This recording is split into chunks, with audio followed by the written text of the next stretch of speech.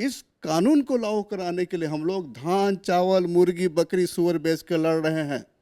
सरकार को मालूम होना चाहिए कि जिस संविधान का कसम खाते हैं लोग, जिस राज्य के आदिवासी मूलवासियों का वोट लेकर लोग सत्ता प्राप्त करते हैं, सत्ता सुख भोगते हैं, केंद्रीय मंत्री, जनजातीय मंत्री, मुख्यमंत्री और मंत्री बनते हैं लोग, वे सत्ता में जाकर के आदिवासी मूलवासियों को वोट लेकर के हमारे सुरक्षा कानून को खत्म करते हैं। ये आदिवासी मूलवासियों की सरकार है और पी पैसा नियमावली बनाने में क्या दिक्कत है आपको?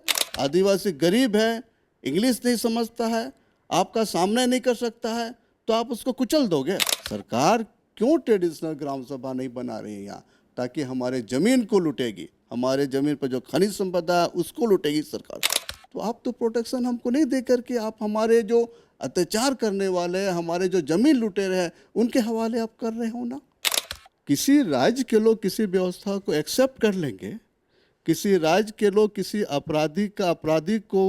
अपराधी बोध को मान लेंगे, तो हम लोग उसमें नहीं हो सकते हैं ना। तो हमारा कहना है कि झारखंड बनने का पर्पस था हमारी हरियाली बरकरार रहे, मादल का थाप बरकरार रहे, हमारा लोक नृत्य सुरक्षित रहे, इसलिए यहाँ नगर पालिका और ग्राम पंचायत पर रोक। झारखंड के कई जिले पेशा एक्ट के तहत आएंगे, वो आप सभी लोगों को पता होगा। लेकिन झारखंड में वर्तमान में जो हेमंत सोरेन की सरकार है, वो पेशा कानून 2022 को लेकर क्या वाकई में यहाँ के आदिवासियों के साथ न्याय कर रही है? लेकिन अगर इसका हर तरफ लोग प्रशंसा कर रहे हैं, कई पूर्व मंत्री विधायक प्रशंसा कर रहे हैं, तो यहाँ का आदिवासी बुद्धिजीवी मंच इसके खिलाफ हाई कोर्ट में क्यों अपील किया हुआ है?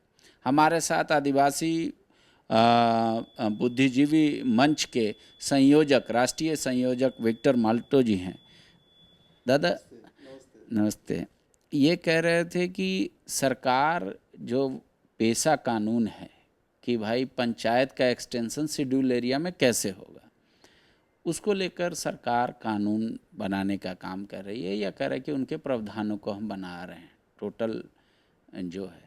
आपकी आपत्ति कहाँ पर है जब इसको हर जगह सराहाया जा रहा है, तमाम लोग इसको कह रहे हैं कि नहीं अच्छा है, फिर आप हाई कोर्ट में हैं इस मामले को लेकर और कह रहे हैं कि वहाँ सरकार गुमराह कर रही है हाई कोर्ट? हम लोग हाई कोर्ट में आज से नहीं हैं। हम आपको क्लियर करना चाहेंगे कि यह संसदीय अधिनियम पी पैसा 1996 है। पी पैसा 1996 का मतलब ये हुआ the provisions of the panchayat extension to the scheduled areas act 1996। मैं आपको बताना चाहूँगा कि यह कानून संसद ने क्यों बनाया। इसलिए बनाया कि भारत के संविधान में 73वां संशोधन और 74वां संशोधन लाने के बाद संविधान में पार्ट 9 और पार्ट 9A आया। तो पार्ट 9A की अनुच्छेद 243 M1 में स्पष्ट कर दिया गया कि पार्ट 9 के कोई भी प्रावधान यानी ग्राम पंचायत के कोई भी प्रावधान अनुसूचित क्षेत्रों में लागू नहीं होंगे।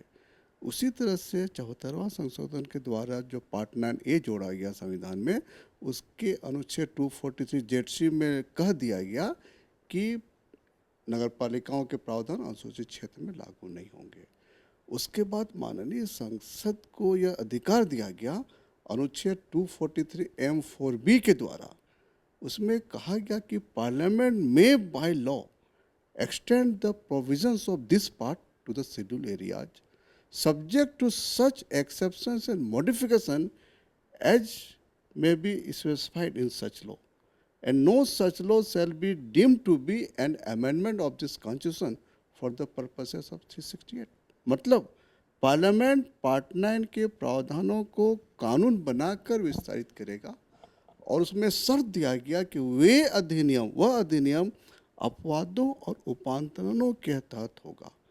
और अधिनियम बनाने के क्रम में संसद को संविधान के संशोधन नहीं करना है, जो आर्टिकल 368 में कहा गया है।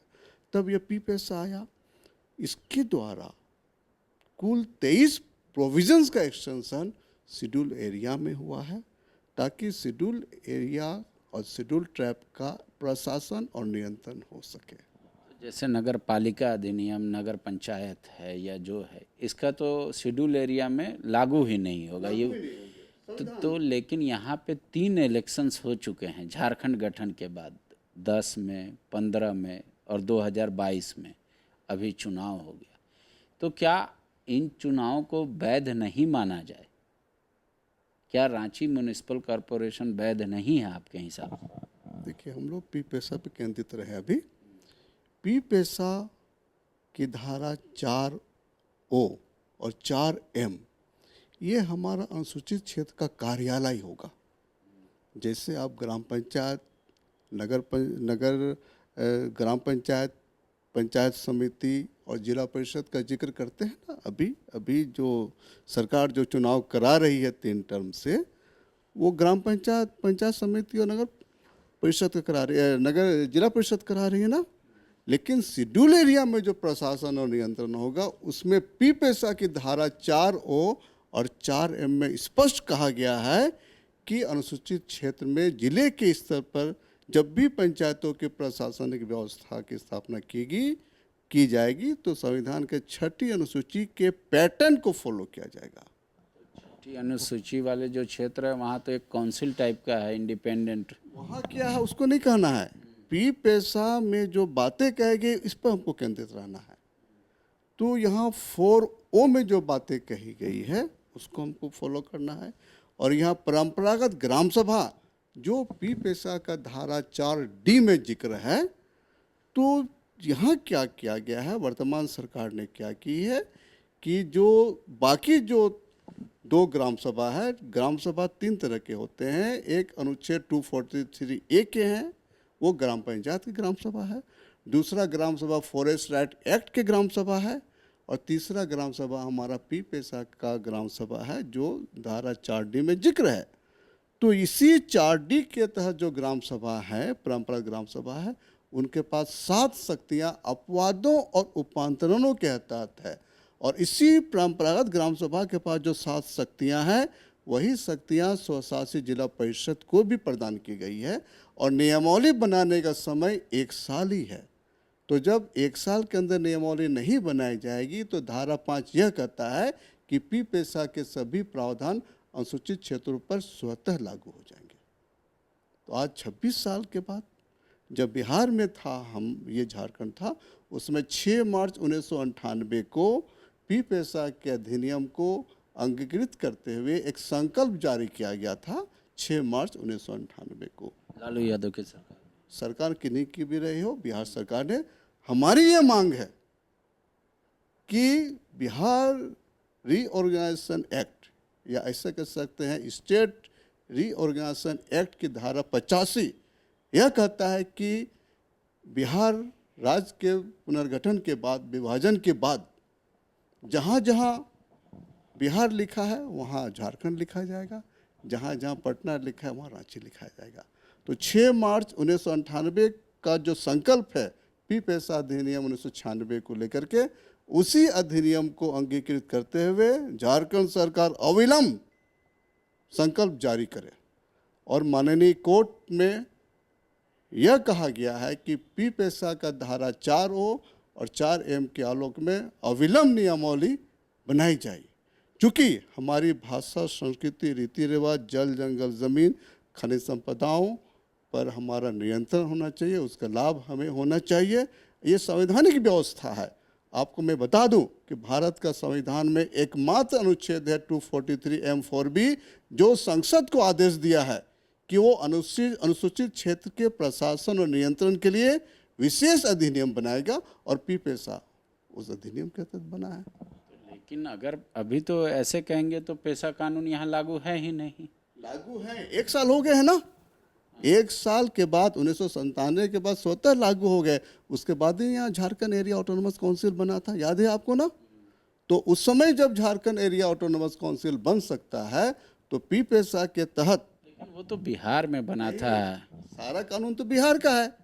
अभी जो आप JPRA 2001 का हवाला दे रहे हो, उसकी धारा 131 की उपधारा 1 का हवाला दे रहे हो, जिसके तहत आप पेशा रूल्स को प्रकाशित किया हो, वो तो राज्य का कानून है।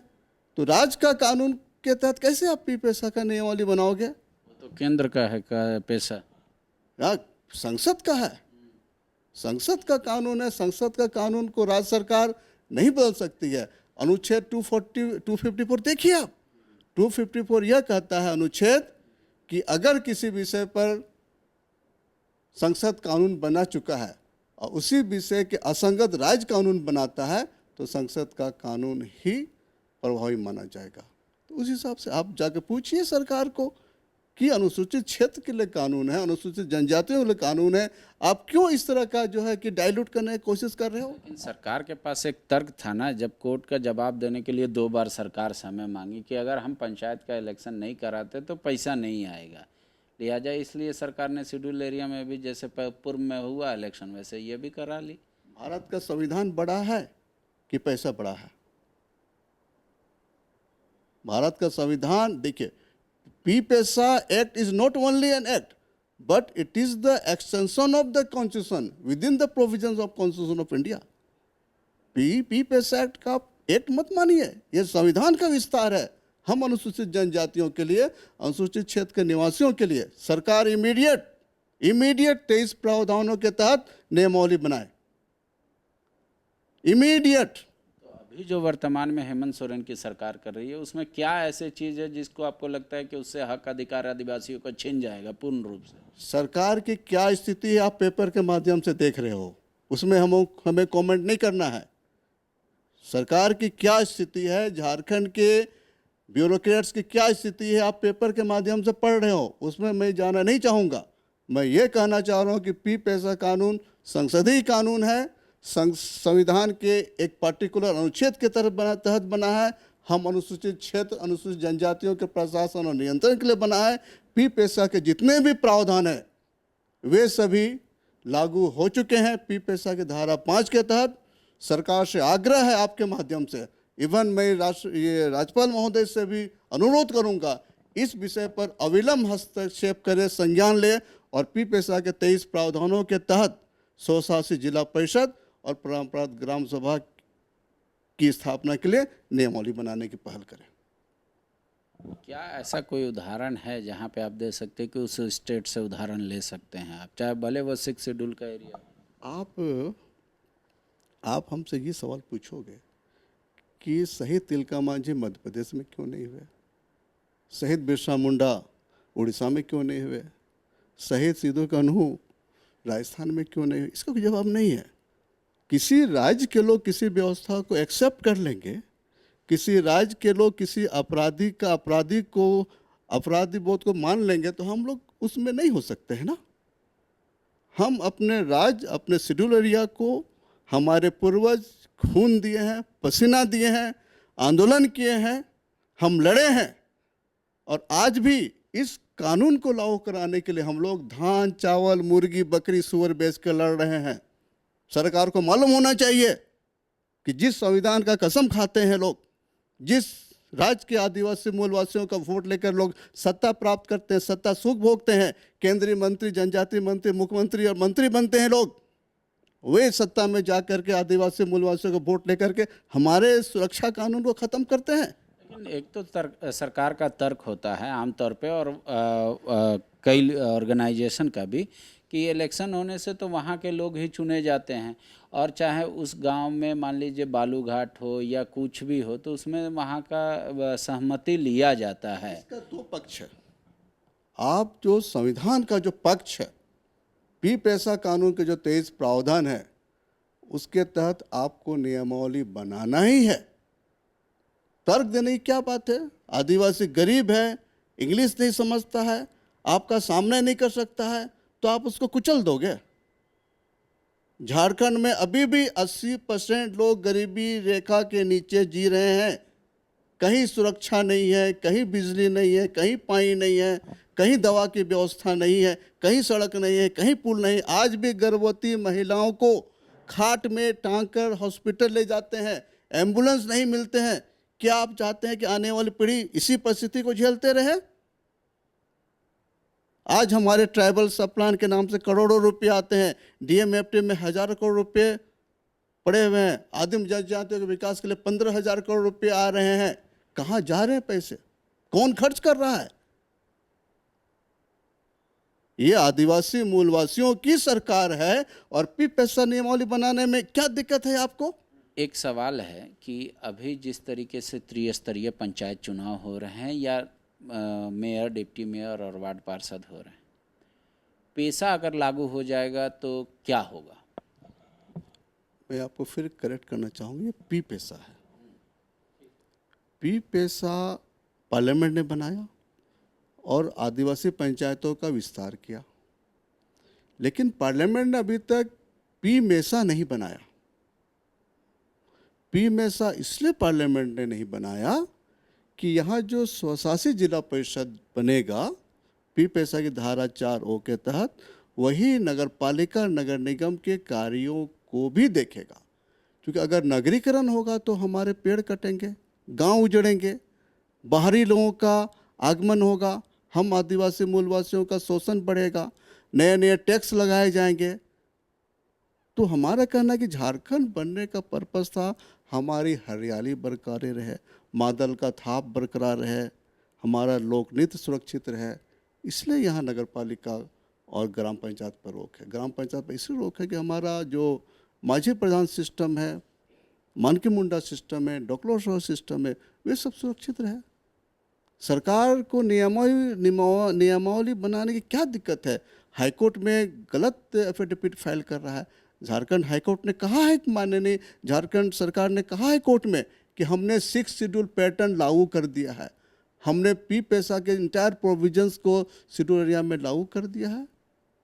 और उसके बाद फिर अभी 26 जुलाई 2023 को ड्राफ्ट रूल निकाल रही है पैसा का, पी पैसा का। तो आदिवासी आर्थिक रूप से कमजोर है, आप उसको कुचल डालोगे?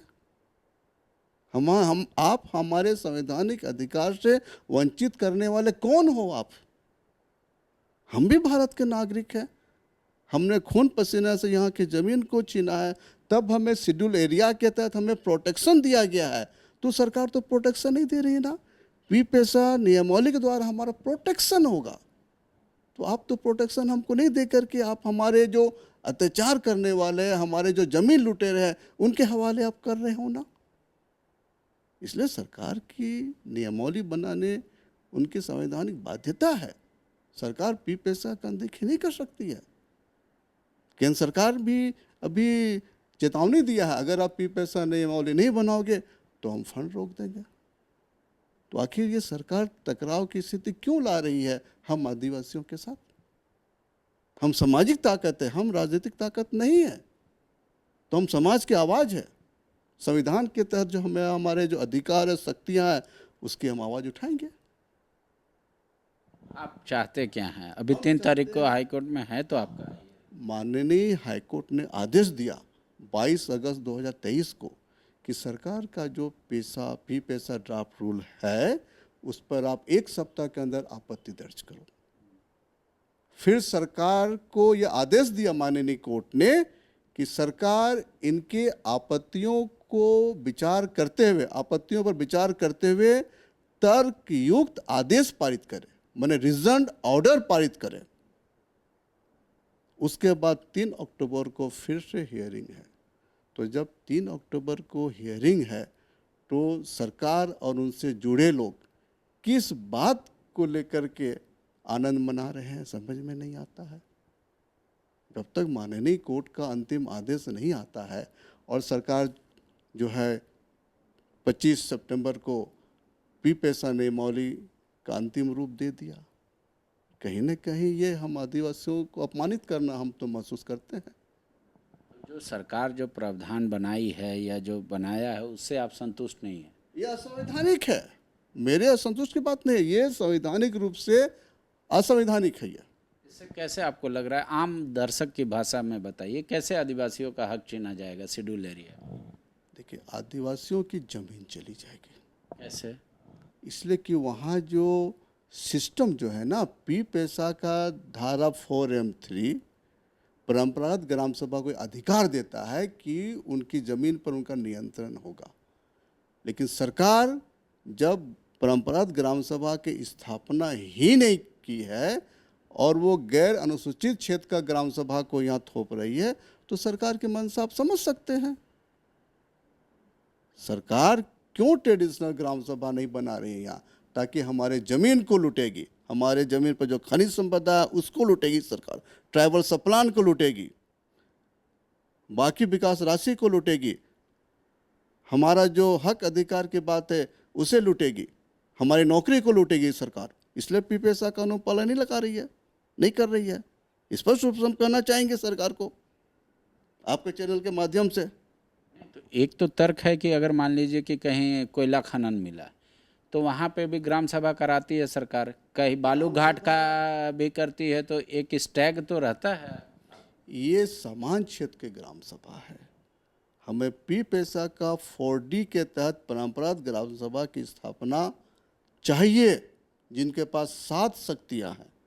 इसी शक्तियाँ को अपवादों और उपांतरण के रूप में कहा गया है, जो पीपीएसआ के धारा 4 में उल्लेखित है। आप तो पीपीएसआ के सभी प्रावधानों को जो अनुसूचित क्षेत्र और अनुसूचित जनजातियों के लोगों को सुरक्षा देगा, उन सबों को तो विलोपित कर दिए हैं। क्यों विलोपित किए हैं? ताकि हमारी ज़मीन जंगल को आप लूट सको। हम खतरा महसूस करते हैं, अगर सुरक्षित कानून नहीं रहेगा तो बाहरी लोग आकर के हमारा शोषण करेंगे, जो आज हो रहा है। इसलिए आज 80% आदिवासी गरीब है। हम अपने गरीबी से बाहर कैसे आएंगे इस कानून के बिना? हमारा सामाजिक आर्थिक सशक्तिकरण इसी पीपीएसआ कानून के आधार पर होगा ना। इस कानून को हम कैसे छोड़ सकते हैं? इसलिए हम न्यायपालिका में गए हैं, क्योंकि न्यायपालिका भी लोकतांत्रिक व्यवस्था का एक अंग है। सरकार हमारी बात नहीं मानेगी, कार्यपालिका हमारी बात नहीं मानेगी, तो हम आदिवासी कहाँ जाएंगे? इसलिए हम न्यायपालिका में गए। एक तो बात आ रहा है कि अगर पीपीएसआ लागू हो जाएगा तो वहाँ चुनाव कैसे होगा शेड्यूल एरिया में, ये बताइए। अभी पीपीएसआ पर नियमावली बनाना है। पीपीएसआ नियमावली बनने के बाद जितने भी जनजातियां हैं उनकी अपनी अपनी भाषा, संस्कृति, रीति रिवाज और परंपरागत स्वशासन व्यवस्था है। वे अपने अपने ढंग से वो निर्वाचन नियमावली बनाएंगे। हम लोग संताल समुदाय में संताली चेयरमैन होगा, हो समुदाय में सिंभू में हो समाज के ही चेयरमैन होंगे, खूंटी जिले में मुंडा लोग ही चेयरमैन होंगे, लातेहार लोहरदगा में उरांव समाज के लोग चेयरमैन होंगे, सिमडेगा में खड़िया समाज के लोग। इलेक्शन नियमावली अलग से फिर से। हाँ, चुनाव पीपीएसआ नियमावली बनने के बाद पीपीएसआ निर्वाचन नियमावली बनाई जाएगी, जो राज्यपाल महोदय के नेतृत्व में बनाया जाएगा। ये दोनों चीज़ अभी लोगों को हम लोग को बताने और समझाने की ज़रूरत है। अभी हम लोग पीपीएसआ के जो 23 प्रोविजंस है, प्रावधान है, उसके हूबहू 23 प्रावधानों को लिखते हुए हम लोग इसको नोटिफिकेशन कराएंगे राज्य सरकार से।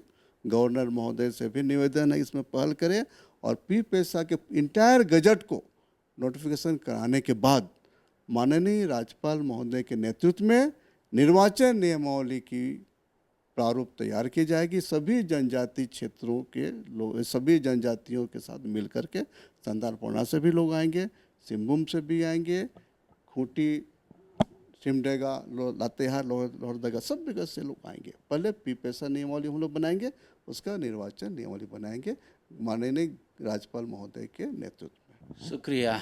तो एक तरफ सरकार कह रही है कि हम आदिवासियों को सुरक्षित उनके हक अधिकार देने के तहत संविधान के अधीन ऐसे कानून बना रहे हैं, प्रावधान बना रहे हैं जिससे इनको हक मिलेगा। दूसरी तरफ आदिवासी समाज मानता है कि जो सरकार पीपीएसआ को ना लागू करके उनके प्रोविजंस को विलोपित करके एक बाहरी जो नॉन शेड्यूल एरिया का तरीका है वही अपना रही है, उससे तो ऑलरेडी हम छीने जाएंगे। मामला अदालत में है, कई वर्षों से चल रहा है, 3 तारीख को फिर से सुनवाई है। सरकार इधर ड्राफ्ट तैयार कर चुकी है, कई नेताओं ने इसका स्वागत भी कर दिया है, लेकिन आखिरी फैसला तो न्यायालय में होगा, जो कह रहे हैं कि हमारा भाई इंडिपेंडेंट बॉडी की तरह हम काम करते हैं। वहाँ पे इलेक्शंस और तमाम चीज़ें जो हैं वो एक तरीके से नहीं होना चाहिए, आम सहमति से होता है वहाँ पर। तो अब इसमें क्या होगा आखिरी निर्णय कोर्ट का, वो भी हम आपको दिखाएंगे। हालांकि पेशा कानून सिर्फ पढ़ाई के लिए नहीं, आम जो लोग हैं वो भी इस पी पेशा कानून को समझिए, इनके प्रावधानों को समझिए, तब आपको समझ में आएगा कि पी पेशा की मांग क्यों इतनी तेज है। शुक्रिया।